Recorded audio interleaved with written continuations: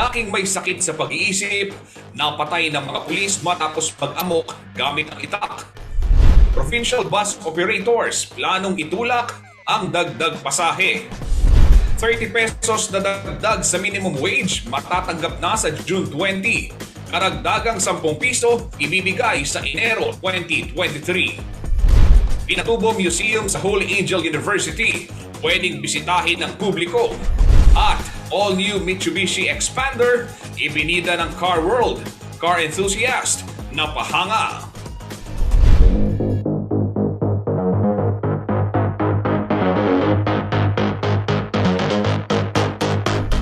Manapalo, Pampanga, magandang araw Central Luzon. Ako po si Justin Dizon. Narito na ang mga malalaking balitang nakalap ng CLTV News.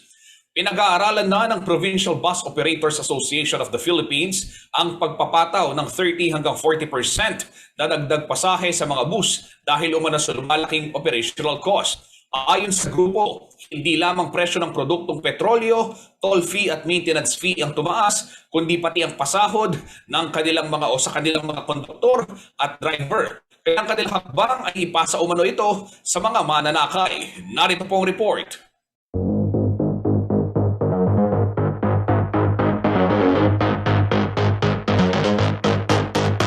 Bumabalik na ang sigla ng Mabalacat City Passenger Bus Terminal dito sa Dao na transit point ng Northern Luzon at National Capital Region sa gitnang Luzon. Wala ng booking process at open time na rin ang pagdating ng mga bus patungo at mula sa Metro Manila. Ayon kay Elmer Lopez, OYC General Manager ng terminal, ito na ang pagbangon ng transport group mula sa pagluluwag ng travel restrictions sa kada border ng probinsya. So para ito na, maganda na ngayon yung naging takbo ng operation natin dito. Kung mapapansin nyo, nakakaabot na rin tayo ng 900 bus entries dito sa terminal natin sa 24 hours na operation. And nasusuplayan na yung requirements ng mga commuters. Sa pagtaas ng presyo ng gasolina at sinundan pa ng pagsipa ng presyo ng mga pangunahing bilihin, dapat na raw asahan ng mga commuter ang pagtaas ng pamasahe. Ayon kay Lopez, aabot sa 3,000 pasahero ng bus ang tatamaan sa kanila pa lamang terminal sakaling ipatupad ang dagdag pasahe. Pag ang pag-uusapan kasi increase, talagang mapaparay ka kahit na sino naman dyan. May mga regular kasi tayong mga commuters na bumibiyahe ng Metro Manila. Sabihin natin dahil sa estimate kasi namin may mga 3,000 na commuters araw-araw na bumibiyahe yan. Sa panayam ng CLTV News Team kay Provincial Bus Operators Association of the Philippines Executive Director Alex Yage, tinatayang nasa 30 hanggang 40% ang kanilang itutulak na fare increase para sa mga bus. Ito'y resulta umano ng pagtaas ng gastos hindi lamang sa maintenance kundi sa buong operasyon ng mga bus company sa bansa. Perfect storm, Paulo. Lahat ng gastos nagtaas lahat, interest ng bangko, walang nagpapautang, bumaba yung halaga ng piso, mataas ang krudo. Sa ngayon ay nasa estado pa umano ng konsultasyon ang petisyon para sa taas singil sa pasahe. Pero aminado si Yage na napapanahon na ito. Hindi kami nakabase sa boundary system na katulad ng ibang modes of transport. Kaya kung nagtaas man ng halaga ng diesel, ay hindi apektado yung mga driver namin eh.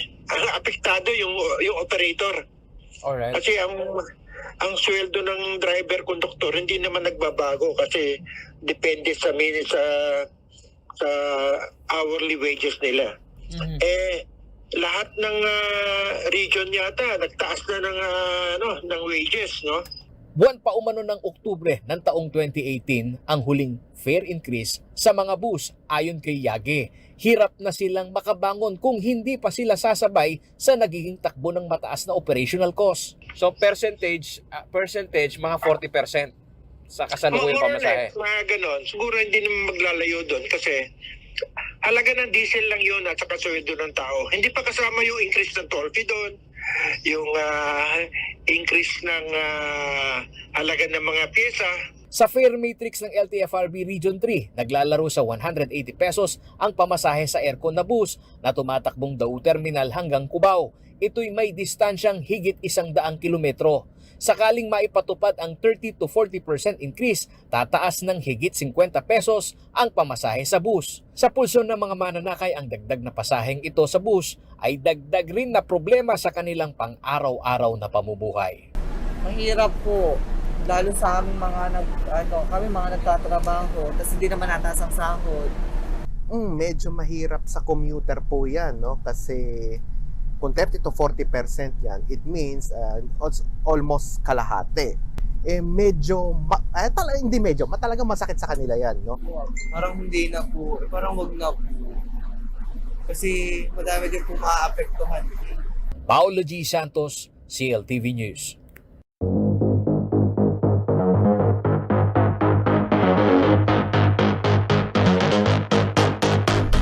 Umaari na ang ilang tricycle drivers sa Pampanga dahil sa patuloy na pagtaas ng presyo ng gasolina. Ang ilan sa mga nakapanayam ng CLTV News, halos hindi na makapag-uwi ng pambili ng pagkain para sa kanilang pamilya. Kaya naman kanilang diskarte na lamang daw ang kanilang ginagawa para maitawid ang pang-araw-araw na gastusin.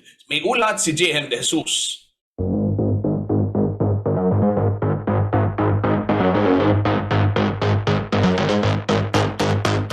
Dagdag pasakit naman ang pagtaas ng presyo ng gasolina at diesel na humigit kumulang 2 piso hanggang 4 na piso kada litro ngayong Martes, June 14. Sa ngayon, naglalaro na sa 80 pesos kada litro ng diesel at 75 pesos mahigit naman sa gasolina. Kaya kahit nasa alert level 1 na ang buong Central Luzon, hindi pa rin umuno makabawi sa kita mga tricycle drivers. Bagamat nanumbalik na kasi sa normal ang pasada ay panibagong hamon naman sa kanilang mataas sa presyo ng gasolina. Ang ilang tricycle drivers sa San Isidro Labrador Todas sa siyudad San Fernando, hindi na umuno sumasapat ang kinikita para sa kanilang pamilya. Halos 12 oras sila namamasada pero kalahati ng kanilang kita ay napupunta lang sa panggasolina. Dati po kasi nakakauwi kami 300. Ngayon po kalahati na, 150 na lang. Kulang na kulang po yun. Sa ngayon, mahirap pong matas po yung gas eh. May ilan sa kanila ang gusto ng huminto sa pamamasada kung magpapatuloy ang walang humpay na oil price hike. Masyadong pahirap talaga sa amin yan, sir. Kasi wala na kami talaga kinikita. Napupunta lang sa gas eh. Kung daragdagan pa ng daragdagan, hindi na kami mamasada. Sa gas na napupunta yung kita eh. Para makadiskarte, nagtatanim na lamang sila ng gulay sa likod ng kanilang terminal upang kahit papaano ay may maiuwing pagkain sa kanilang pamilya. Yan, namimita sila ng talbos ng kamute, talilong, papaya, para kami ng kulubasa, yung sitaw. Hindi, minsan, kung halimbawa, walang pambili ng ulam, mamimitas na lang sila dyan. Hindi pa rin daw nila natatanggap ang subsidiya mula sa Department of the Interior Local Government matapos nilang maibigay ang mga papeles na kinakailangan. Wala pa po. Wala pa po nakuha ng subsidy. Ano daw po yung estado po nung ano? Huwag po sa kanila. Sabi nila sa amin, nagpasok na kami ng papel. Wala pa hanggang ngayon, hindi pa na-approve sa amin.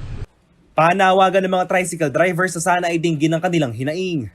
Dapat bibigyan kami ng subsidy para kahit paano makaahon kami sa pasada. Tapos, yung pangako na lang, dapat hindi mapapako. Puro na pangako wala naman nagagawa. Samantala, nagkilos protesta ang ilang progresibong grupo laban sa panibagong oil price hike ngayong linggo. Panawagan nila ay suspindihin na ang excise tax. Kung mangyayari ito ay makakatipid umuno ng hanggang 15 pesos kada litro sa diesel at 19 pesos kada litro sa gasolina mga tsuper. Ayon sa grupong Piston, sa halip na pahirapan ng mga mahihirap mula sa pasanin ng pagbabayad ng mga karagdagang buwis na ito, dapat ay habulin ng gobyerno ang mga tax evader at mga tiwaling opisyal na umuubos ng bilyong-bilyong kita sa ating gobyerno bawat taon. JM De Jesus, CLTV News.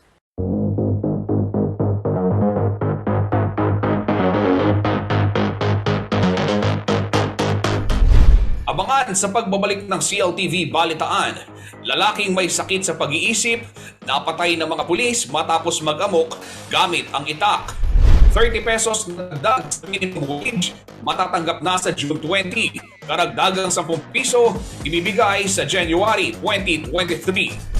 At Vice President Leni Robredo, pinaalahanan ang mga nagtapos sa University of the Assumption na tumulong sa komunidad. Panatiling nakatutok para sa iba pang mga nangungunang balita ngayong araw.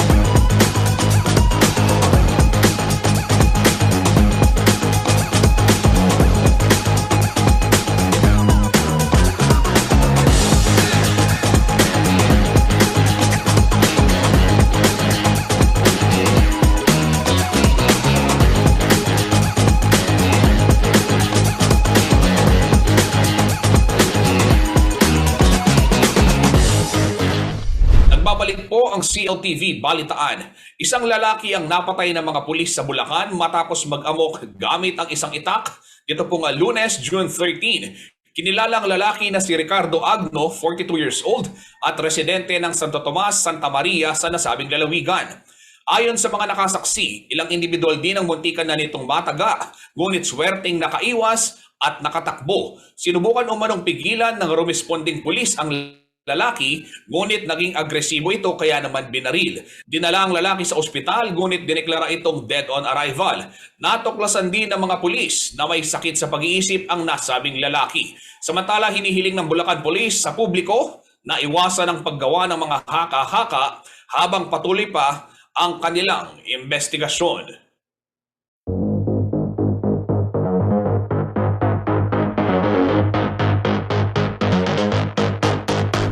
Sa ibang balita, nakatakda na pong ibigay ang unang bahagi ng 40 pesos na aumento sa sahod para sa mga minimum wage earners dito sa Central Luzon simula sa June 20. Ang ilan sa ating mga nakapanayam, bagamat nagpapasalamat sa dagdag sweldo, hindi raw maitatanggi na kulang pa rin ito lalo pat nagsitaasan ang presyo ng mga bilihin. May detalye ng balitang yan si JM De Jesus.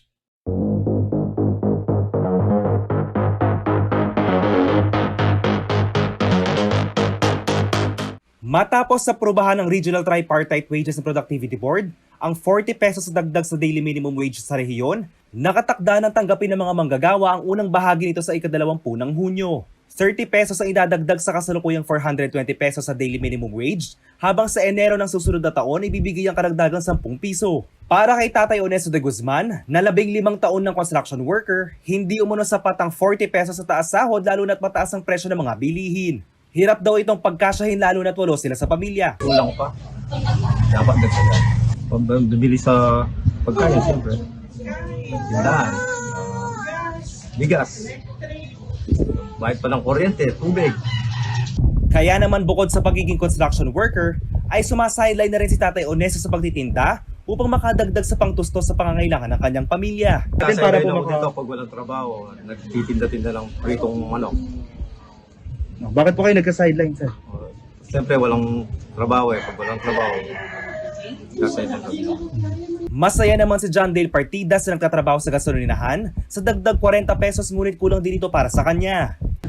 Medyo malaking tulong na rin siya, sir, kasi dadagdag 40 pesos na rin yun. Kung para sa akin lang naman, sir, sakto lang. Pero kasi may iba din kasi akong ginagastosan sa bahay. Yung mga bilhin na pangangailangan araw-araw. Ayon kay Department of Labor and Employment Regional Director and RTWPB Chairman Geraldine Padlillo, sila ay nagsagawa ng serye ng mga pampublikong konsultasyon para sa panukalang pagtaas ng sahod sa 7 lalawigan ng Central Luzon mula April 20 hanggang May 12, 2022. Ito ay kasunod ng petisyon ng Solidarity of Unions in the Philippines for Empowerment and Reforms. Ang pag-aproba din umano sa wage adjustments ay bilang pagsaalang-alang sa mga presyo ng mga pangunahing bilihin at poverty threshold sa rehiyon. Ito ay napag-agrihan ng board after, of course, umikot kami sa lahat ng provinces sa Central Luzon at kinonsult namin ang mga affected workers and of course yung magiging affected na establishments, no? So, sa public consultation tsaka sa public hearings, kasama na yung mga datos na nag-gather natin, na kasama natin dyan ang NEDA, ang DTI, and syempre yung pagsasaliksik na din ng Regional Tripartite Wages and Productivity Board. At yan ang lumitaw talaga na dapat na ibigay natin adjustment or increase sa minimum wage sa Central Luzon. Dagdag pa niya, sa ilalim ng Omnibus Rules on Minimum Wage Determination, ang mga maliliit na negosyo na may kakaunting empleyado at establishmento na apektado ng mga natural na kalamidad o mga sakuna na dulot ng tao, kabilang ang pandemya, ay maaari mag-apply ng exemption sa inaprobahang minimum wage order. I-evaluate yan ng board, tapos pwede din kaming mag-verify kung sinasabi nilang nalugi sila, tapos pwede din naman gawin ng mga workers or kahit isang worker lang, o kung may union, ng union na parang i-challenge niya na that is not true. So, syempre, ang wage board naman nun, in coordination with the Department of Labor and Employment, titignan kung totoo ba, kung meron lang namang doubt no, as to the genuineness or authenticity ng mga documents na sinubmit. So, meron tayong verification din na gagawin doon. JM De Jesus, CLTV News.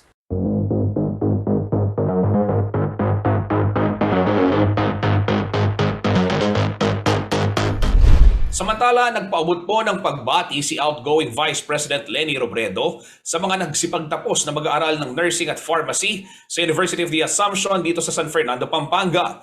Paalala ho ng Vice Presidente sa mga graduates, gamitin ang talino at talento upang makatulong sa komunidad. Si Arlene Salonga ang may detalye ng balitang yan.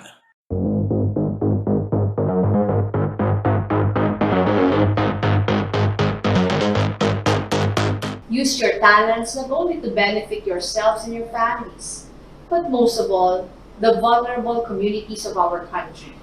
Ito ang naging sentro ng ipinadalang mensahe ni outgoing Vice President Leni Robredo sa nursing and pharmacy students mula sa University of the Assumption para sa kanilang graduation at pinning ceremonies nitong Martes, June 14. Bukod sa pagpapaabot ng kanyang pagbati, kanya ring pinaalalahanan ng mga estudyante na kanilang itatak sa isipan ang mga karanasang bumuo sa kanilang pagkatao. More than the valuable knowledge and skills you have gained, remember how this experience has shaped your character and helped you grow as individuals and as a community. Sa pagdaan din umano ng mga taon, higit na kakailanganin ng mga tulad nilang nasa larangan ng medisina, lalo pat patuloy pa rin ang pandemya. The world will need you in the years to come. Trust in your training as you nurture your practice. Sa huli nanawagan ng Vice Presidente sa mga nagsipagtapos na ibigay ang kanilang kakayahan para sa isang mas maayos na lipunan. I look forward to all the good that you will do as we forge a path to a kinder, fairer, more humane society. Arlene Salonga, CLTV News.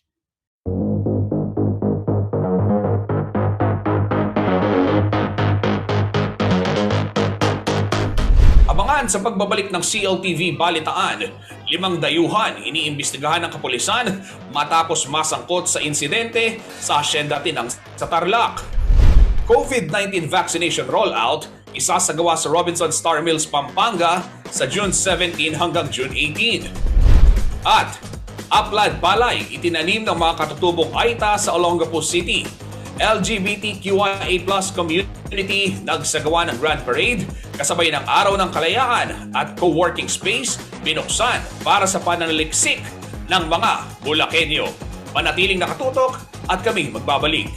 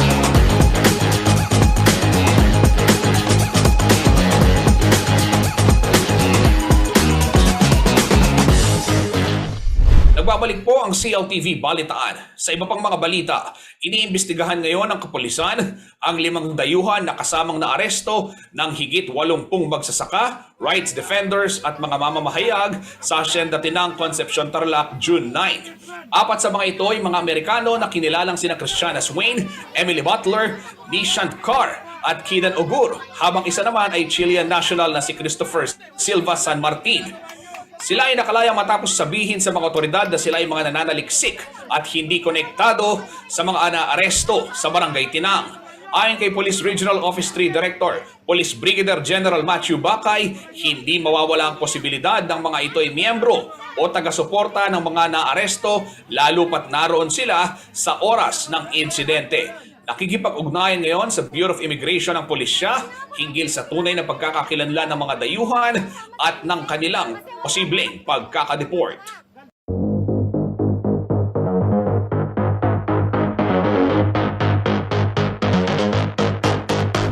Sa ibang balita, pabatid po sa publiko, magsasagawa ng COVID-19 vaccination rollout sa Robinson Star Mills, Pampanga sa siyudad ng San Fernando sa June 17 hanggang June 18. Pwede ring makakuha ng libreng booster shot dito para sa inyong karagdagang proteksyon laban sa virus. Ano-ano nga ba ang mga dokumento na dapat dalhin para makapagpabakuna? Alamin ho natin yan mula kay Liana Canilao.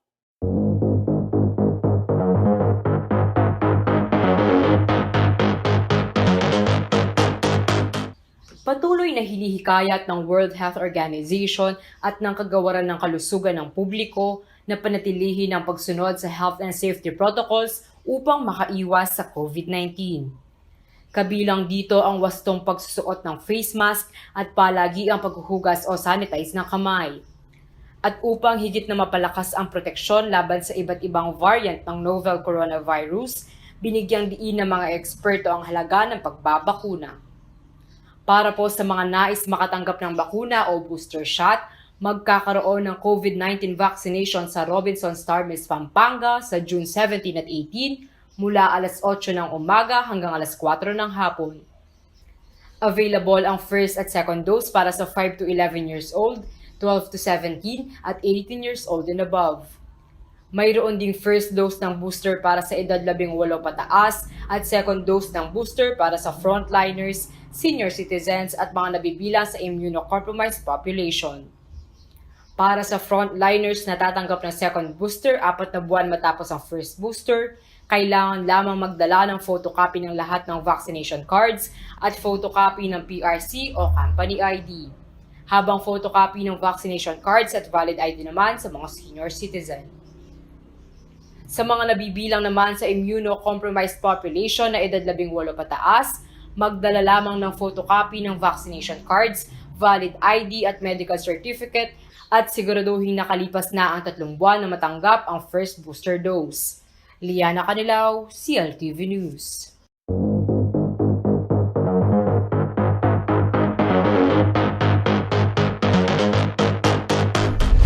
Mga katutubong Aitas sa Olongapo City nagtanim ng palay sa kabundukan. LGBTQIA+ community nagsagawa ng Grand Parade kasabay ng Araw ng Kalayaan at co-working space binuksan para sa panaliksik ng mga Bulakenyo. Ang detalye ng mga balitang yan ihahatid sa atin ni Arlene Salonga sa CL News Express.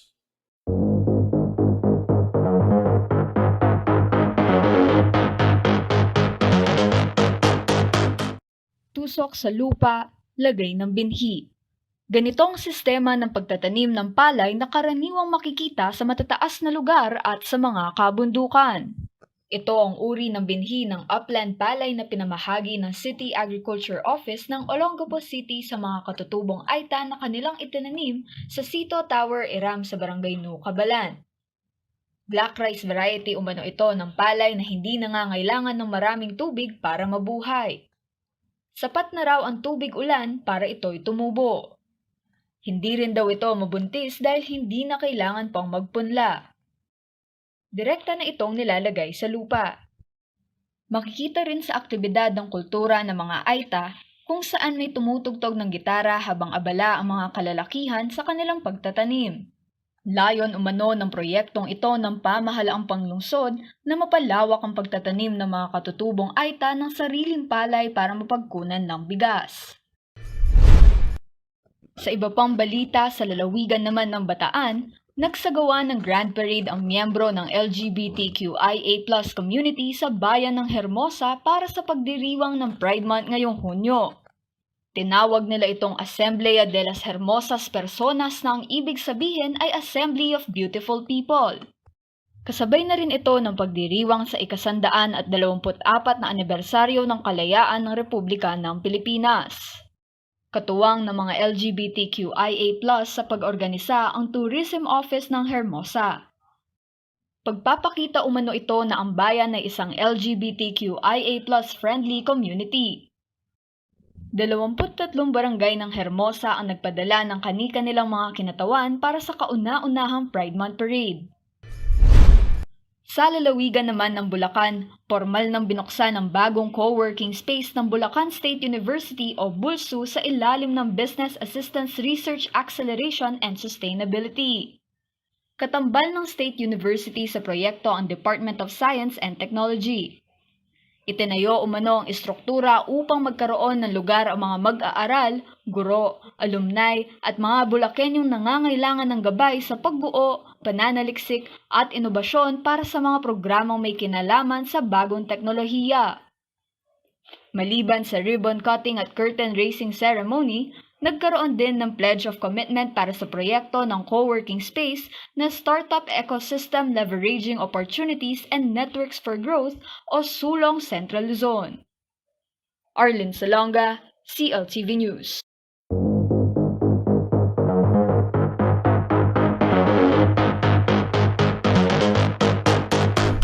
Abangan sa pagbabalik ng CLTV Balitaan, Energy Secretary Alfredo Cusi, pinakamayamang miyembro ng Duterte Cabinet. At all-new Mitsubishi Expander, ibinida ng Car World, car enthusiast. Napahanga, manatiling nakatutok at magbabalik ang CLTV Balitaan.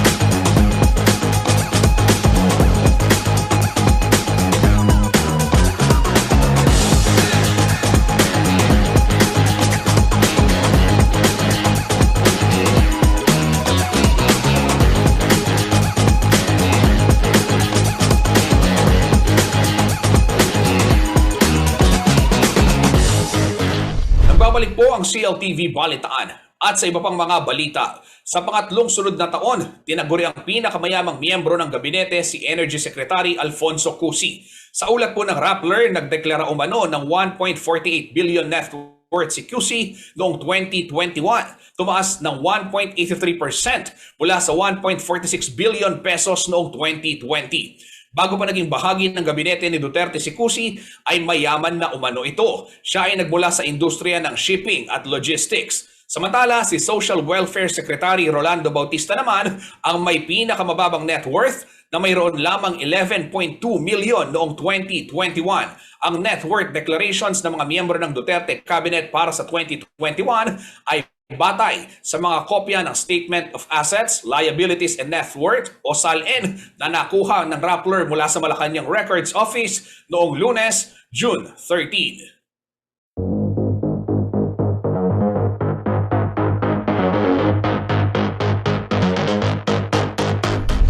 Kariyon, hanap po ba ay maaasahang multipurpose vehicle na hanep ang performance at disenyo? Inilabas na po sa publiko ng Car World at Laos Auto Group ang all-new Mitsubishi Expander. Sa mga naisubukan ng modernong sasakyan, pwede raw itong ma-test drive. Kung saan, alamin ho natin sa ulat ni Paulo G. Santos.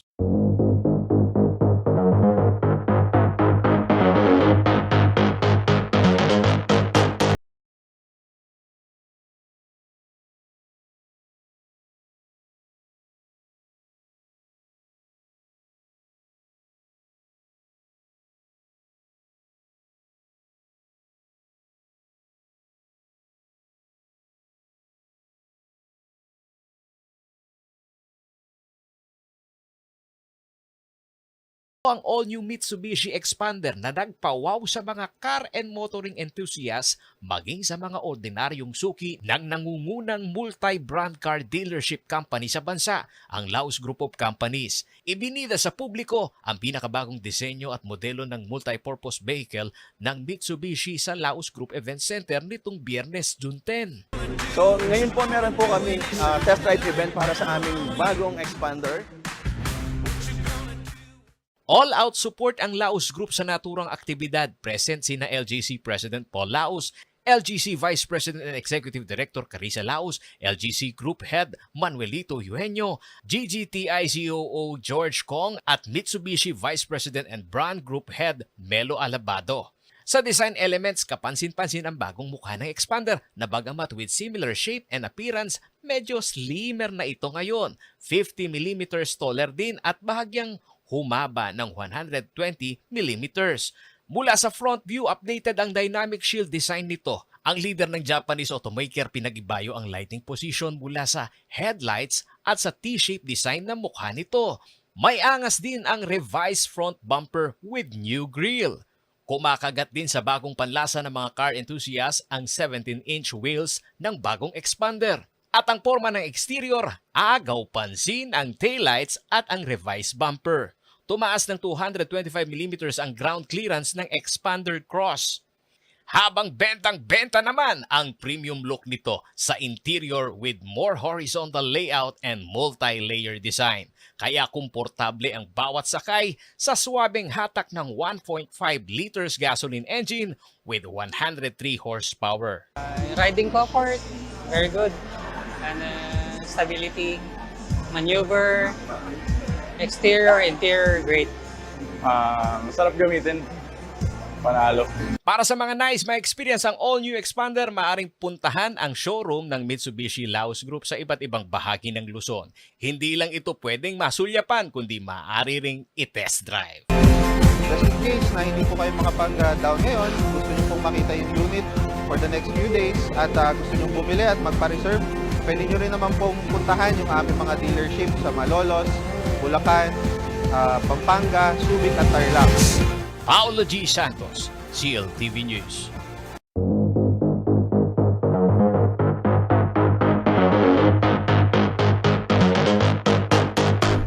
Sa ibang balita, bilang paggunita sa ika-31 anibersaryo ng Mount Pinatubo eruption, idineklara ng Holy Angel University ang June 15 bilang no work, no class day sa universidad. Ngayong araw ho yan.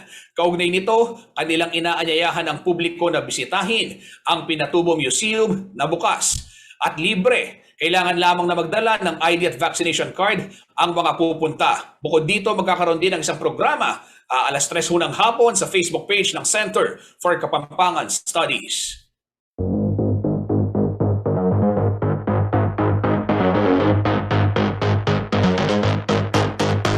Samantala, alamin naman natin ang magiging lagay ng panahon mula kay Ginoong Manny Esguerra, ang Chief Weather Forecaster ng Pag-asa Clark.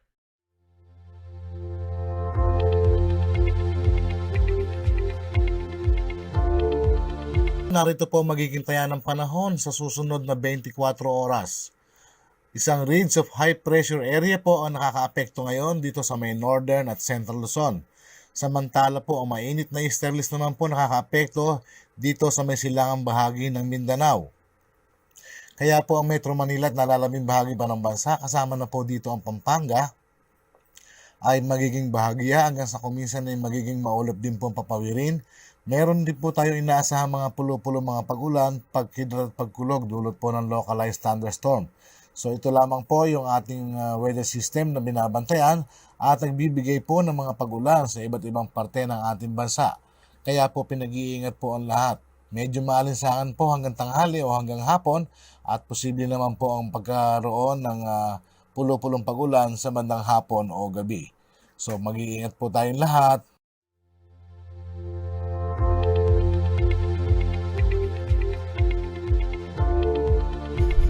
At yan ang mga balitang nakalap ng CLTV Balitaan. Para sa karagdagang detalye, maaari ninyong i-follow ang aming mga social media pages sa Facebook at CLTV36 Official and at CLTV36 News. Sa Twitter naman at CLTV36 and at CLTV News. Sa Instagram po at CLTV36 Official. At kung nais naman ninyong balikan ang inyong mga paboritong programa ng CLTV, abay magtungo lamang sa aming YouTube channel at CLTV36 Official o di kaya naman bumisita sa ating website www.cltv36.tv.